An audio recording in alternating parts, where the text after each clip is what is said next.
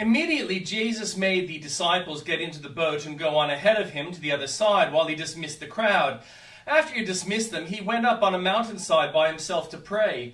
Later that night he was there alone, and the boat was already a considerable distance from land, buffeted by the waves because the wind was against it. Shortly before dawn, Jesus went out to them walking on the lake. When the disciples saw him walking on the lake, they were terrified. "It's a ghost," they said, and cried out in fear. But Jesus immediately said to them, "Take courage, it is I, don't be afraid." "Lord, if it's you," replied Peter, "tell me to come to you on the water." "Come," he said. Then Peter got down out of the boat, walked on the water, and came toward Jesus. But when he saw the wind, he was afraid and began to sink, crying out, "Lord, save me." Immediately Jesus reached out his hand and caught him. "You of little faith," he said, "why did you doubt?" And when they climbed into the boat, the wind died down. Then those who were in the boat worshipped him, saying, "Truly you are the Son of God." When they had crossed over, they landed at Gennesaret, and when the men of that place recognized Jesus, they sent word to all the surrounding country. People brought all their sick to him and begged him to let the sick just touch the edge of his cloak, and all who touched it were healed. And the Old Testament. Moses answered, "What if they do not believe me or listen to me and say, 'The Lord did not appear to you'?" Then the Lord said to him, "What is in your hand?" "A staff," he replied. The Lord said, "Throw it on the ground." Moses threw it on the ground and it became a snake, and he ran from it.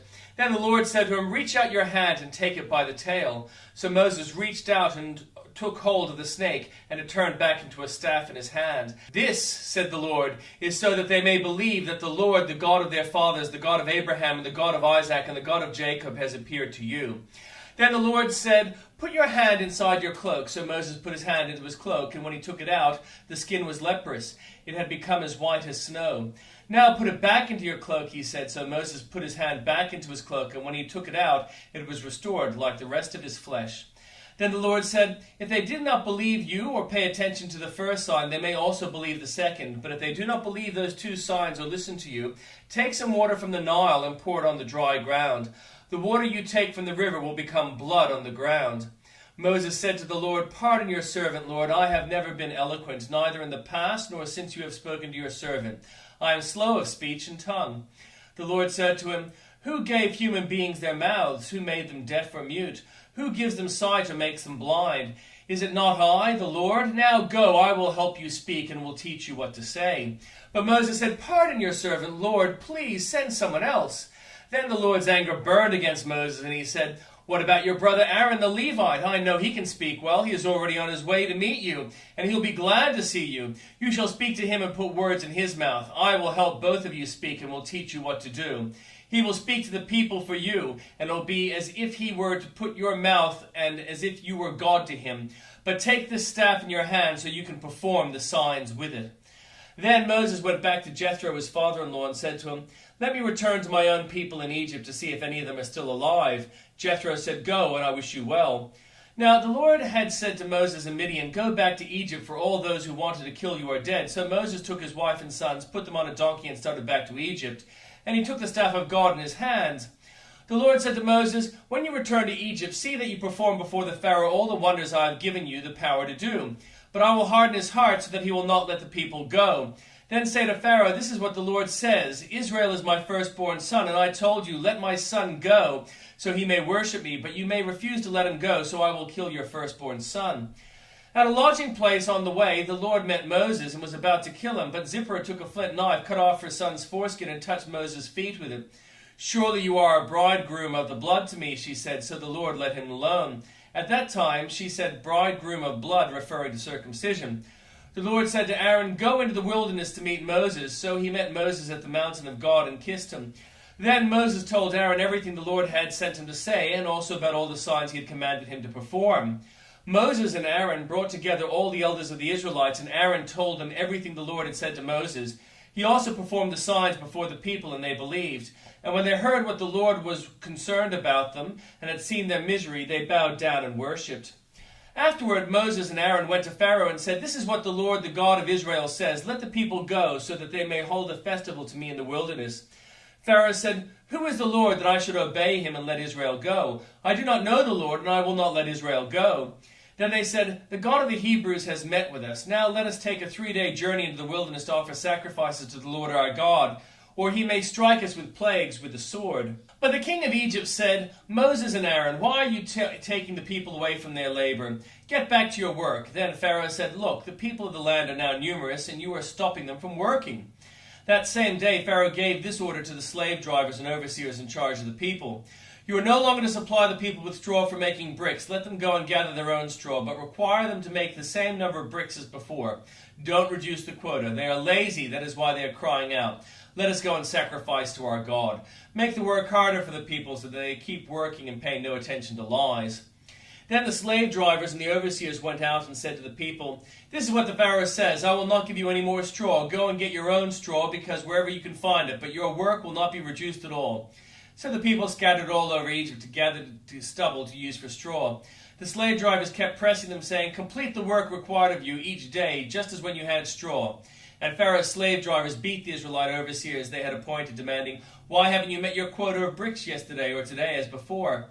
Then the Israelite overseers went and appealed to Pharaoh, "Why have you treated your servants this way? Your servants are given no straw, yet we are told, 'Make bricks.' Your servants are being beaten.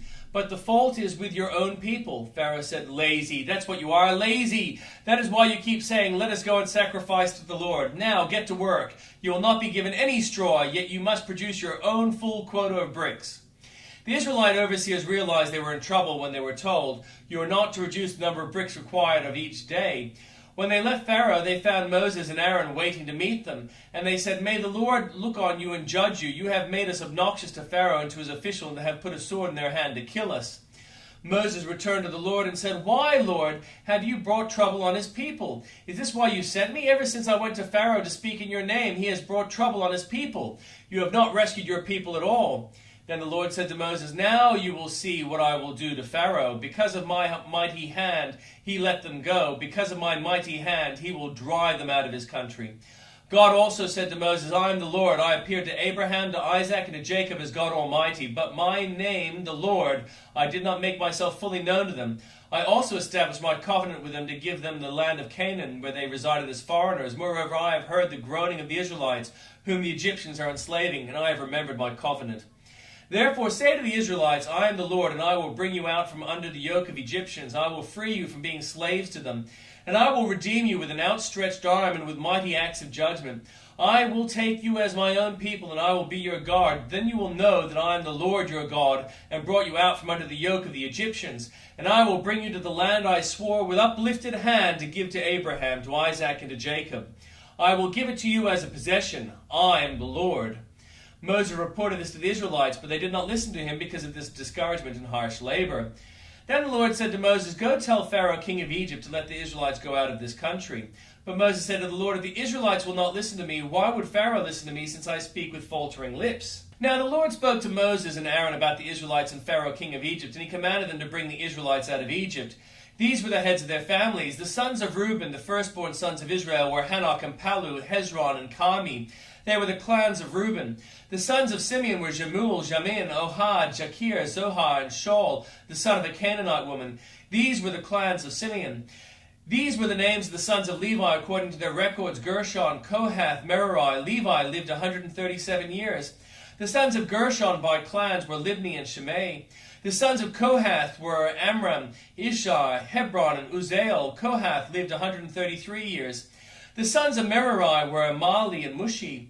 These were the clans of Levi according to their records. Amram married his father's sister, Jochebed, who bore him Aaron and Moses. Amram lived 137 years. The sons of Ishar were Korah, Nepheg, and Zikri. The sons of Uzziel were Mishael, Elzaphan, and Sithri. Aaron married Elsheba, daughter of Aminadab and sister of Nahshon, and she bore him Nadab and Abihu and Eleazar and Ithamar. The sons of Korah were Asir, Elkanah, and Abiasaph. These were the Korahite clans. Eleazar, son of Aaron, married one of the daughters of Putiel, and she bore him Phinehas. These were the heads of the Levite clans, clan by clan. It was this Aaron and Moses to whom the Lord said, "Bring the Israelites out of Egypt by their divisions." They were the ones who spoke to Pharaoh, king of Egypt, about bringing the Israelites out of Egypt, the same Moses and Aaron. Now, when the Lord spoke to Moses in Egypt, he said to him, "I am the Lord. Tell Pharaoh, king of Egypt, everything I tell you." But Moses said to the Lord, "Since I speak with faltering lips, why would Pharaoh listen to me?"